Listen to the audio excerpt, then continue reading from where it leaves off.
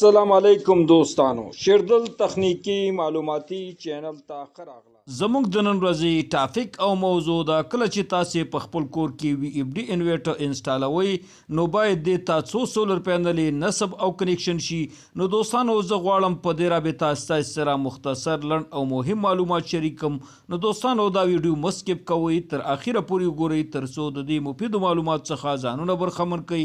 نو دوستانو راځو ټاپک او موضوع ته. دوستانو کله چې تاسې په خپل کور کې وي اف ډي انورټر انسټالوئ نو دوه مهمو نقاطو ته باید تاسې متوجه اوسئ. اول د وي اف ډي انورټر انپوټ ولټیج او دوهم د وي اف ډي انورټر انپوټ کرنٹ یعنی امپیر. د دې دواړو معلومولو لپاره به تاسې ورشئ د وي اف ډي انورټر نیم پلیټ ته یا دوستانو ډاټا شیټ ته. هلته به دوستانو تاسې وګورئ چې د دې انپوټ ولټیج څو دی او د دې انپوټ امپیر څو دی. کله چې دوستانو دغه دواړه تاسې چک کړه او په دې باندې مطمئن شوئ د هغې نه وروسته به بیا دوستانو تاسې دې ته سولر پینلې نصب کوئ او د دې نه وروسته بیا تاسې د کرنٹ یعنی د امپیر د زیاتولو لپاره به دې ته دوستانو سټرینګونه زیاتوئ د سولر پینلو او دوستانو بیا به تاسې دغه سولر پینلې په مختلفه توګه باندې تړئ او د دې کنیکشن به کوئ. راځو دوستانو 15 کیلو واټ او د دې نه پورته وي اف ډي انورټر ته انپوټ ولټ د 400 ولټ نه تر 800 ولټ پورې تاسې ورته سپلای کولی شئ.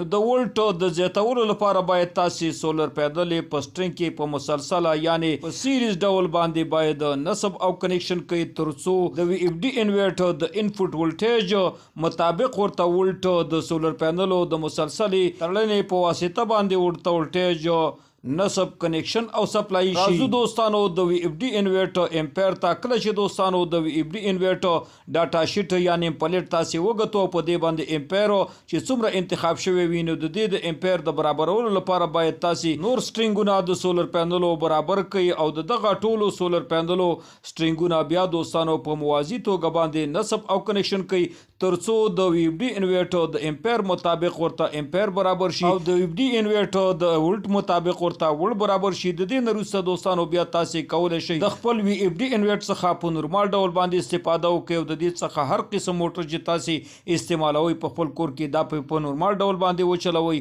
نو دوستانو دا وه زموږ د نن ورځې ټاپک او موضوع. دوستانو که غواړئ بر تخنیک څخه ځانونه برخمن کړئ او خپل هر قسم برقي وسایل په خپل کورونو کې ترمیم او جوړ کړئ. نو دوستانو که تر اوسه پورې مو زما چینل نه وي سبسکرایب کړی نو مهرباني وکړئ زما چینل سره سبسکرایب کړئ او که دا ویډیو مو خوښه شوې در سره لایک او شیر کړئ د خپل ملګرو سره تر څو خیر او پیدا ټولو ته ورسیږي. دوستانو ستاسې د توجه او لیدو څخه یو نړۍ مننه. السلام علیکم.